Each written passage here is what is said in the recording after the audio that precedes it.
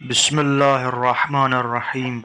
रसूल खुदा सल्लल्लाहु अलैहि वआलिहि वसल्लम ने फरमाया कि खुदावंद मुतआल ने हज़रत मूसा बिन इमरान से फरमाया, अगर सातों आसमान और सातों ज़मीनों और उनके दरमियान मौजूद तमाम चीज़ों को तराजू के एक पलड़े में रख दिया जाए और ला इलाहा इल्लल्लाह को दूसरे पलड़े में रखा जाए तो ला इलाहा इल्लल्लाह वाला हिस्सा झुकता हुआ नज़र आएगा।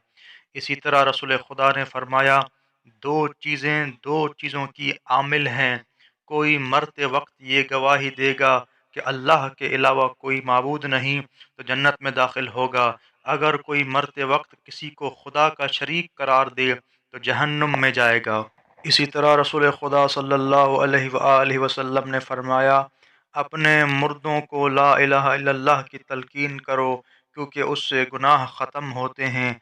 किसी ने पूछा कि अगर कोई ये कलिमात अपनी ज़िंदगी में पढ़ता है तो उसका क्या अजर है?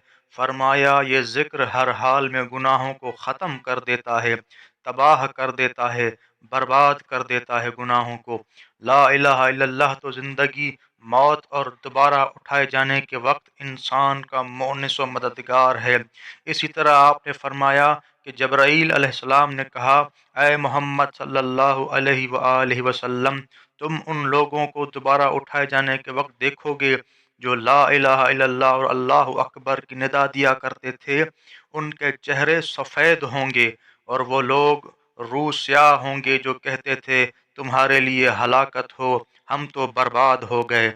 इसी तरह रसूल खुदा ने फरमाया, जन्नत की कीमत ला इलाहा इल्लल्लाह है, और फरमाया, जो शख्स ला इलाहा इल्लल्लाह कहता है, जन्नत में उसके लिए खुशबूदार और सफ़ेद ज़मीन में सुर्ख रंग का याकूत का दरख्त लगाया जाता है, जो शहद से शीरीं, बर्फ़ से सफ़ेद, मुश्क से ज़्यादा खुशबूदार। उसके फल बाकरा लड़कियों के पुस्तानों की तरह हैं कि जो 70 पर्दों में भी नुमाया रहते हैं। तालीमात मोहम्मद व आल मोहम्मद अलैहिस्सलाम घर घर पहुँचाने के लिए हमारे चैनल शिया लाइब्रेरी को सब्सक्राइब करें, और वीडियो पसंद आई हो तो लाइक करें, और चैनल को मज़ीद बेहतर बनाने के लिए कमेंट में अपनी राय दें। बहुत शुक्रिया।